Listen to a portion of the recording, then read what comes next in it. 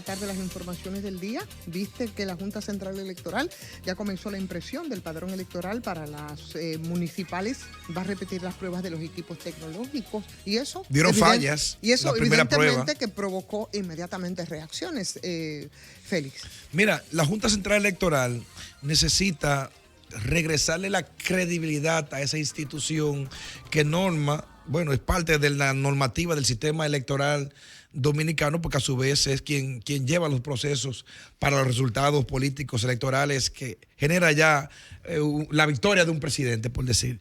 Pero recuerda que esa institución sí, viene de un proceso donde tuvo muchos ataques, muchos señalamientos y muchos cuestionamientos que necesita rescatarse. Así mismo es. Bueno, el dólar subió 8 centavos en República Dominicana, se acerca ya a los 59. Eso es noticia también que tenemos este día y que nos sirven. El dólar estadounidense se vende este martes a 98 pesos dominicanos frente a los 98.90 de la anterior jornada. La diferencia es de 0.13% y eso normalmente pone nervioso. ¿Cómo impacta? Muchas personas dicen, ¿cómo me impacta? A mí no me importa si sube el dólar.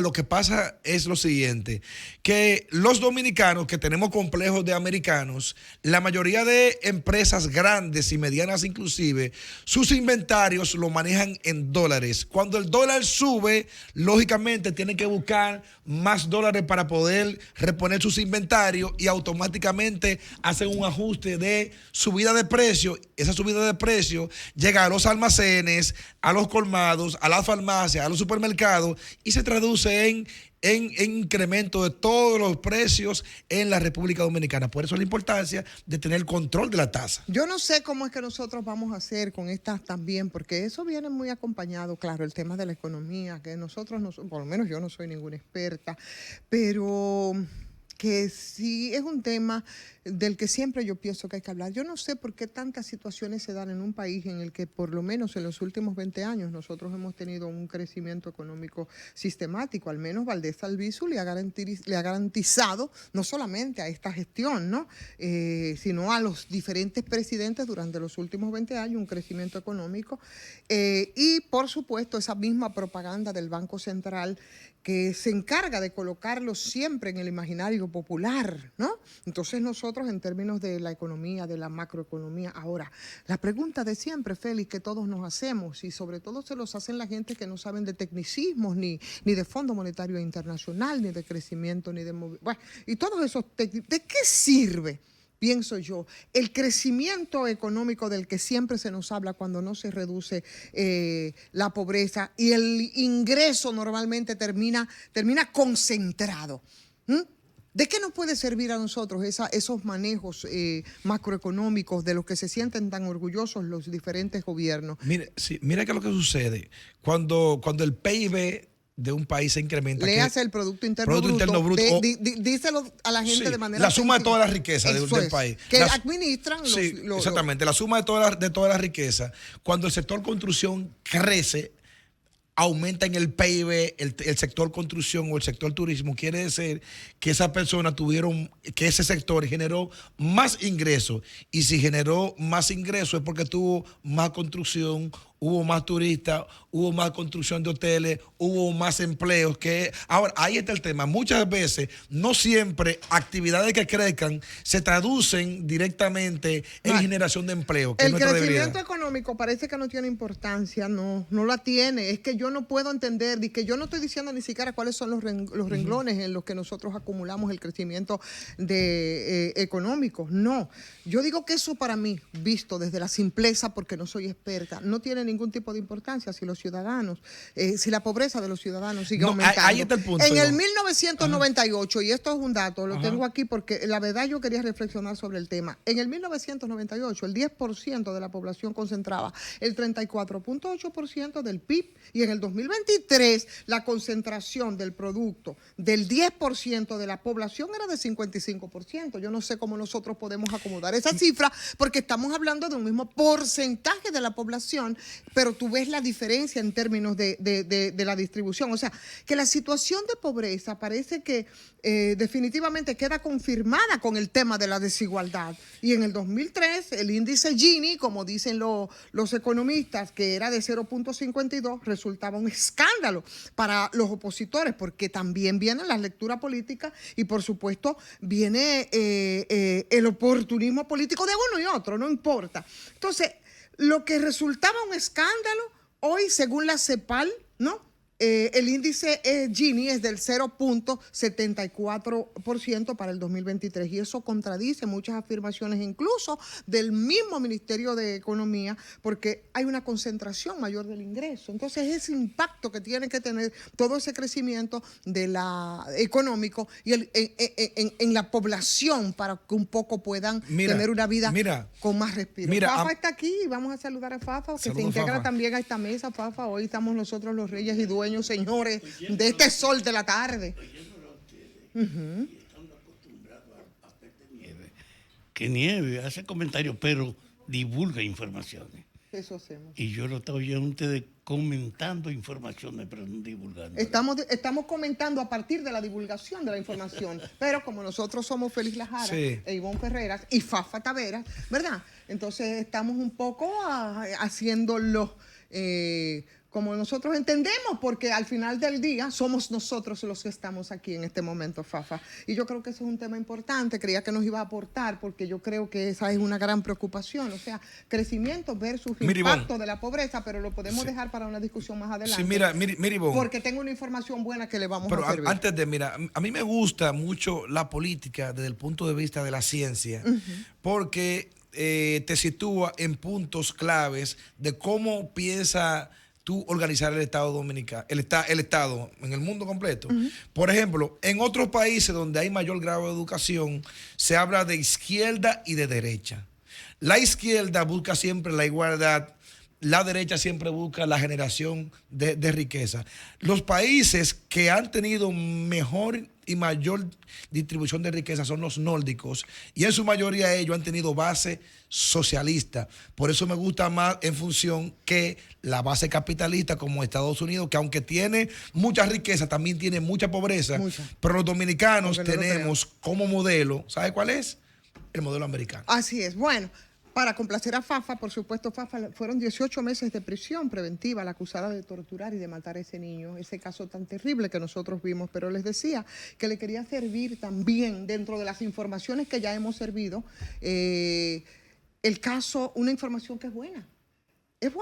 Y fue el guardia, señores, que devolvió 517,000 pesos olvidados por una pasajera del metro. A propósito de esa violencia que estamos hablando, a propósito del tema de la delincuencia. No todo está perdido. Entonces, eso nos dice que esos son los mensajes que aquí que tenemos necesariamente que divulgar. Y yo creo que tenemos que hacerlo porque parece que hay paradigmas que no llenan ni ayudan, ¿no?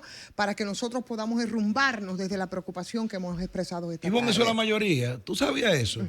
Gente como ese guardia son la mayoría.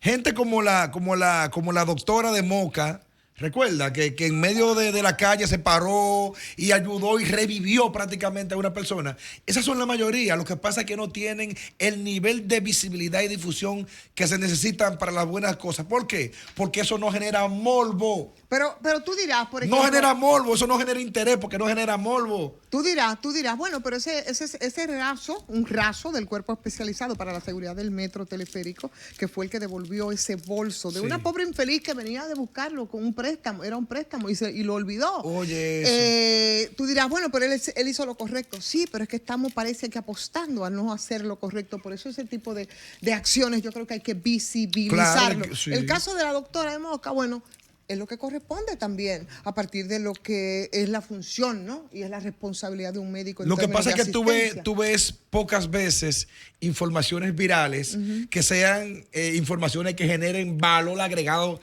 a la sociedad, como el caso de la doctora de Moca, como el caso de este joven que regresa un dinero. La mayoría de información son información chatarra, que una sustituye a la otra todos los días y se va todo el día en redes sociales y banalidad. Inclusive nosotros la comentamos en los medios de comunicación, pero yo no creo que sea el mejor modelo a seguir. Por eso es que temas como este de ese joven que regresó, ese dinero, que te aseguro que ese joven tiene todas las necesidades del mundo más una, pero tiene valores y decidió entregarle el dinero a una persona que era su real dueño. Y mira que lo estamos diciendo como que algo excepcional. No, no es que algo excepcional. Lo que pasa es que debe ser lo normal, pero como en esta sociedad los valores no se promueven y las buenas cosas, acciones como esa, tenemos entonces que decirlo nosotros, ¿verdad? Y dásela, como se dice Sí, en el barrio. Agréguenle, si un militar, con la miserable sanción que tiene de los sueldos, es capaz de encontrarse un dineral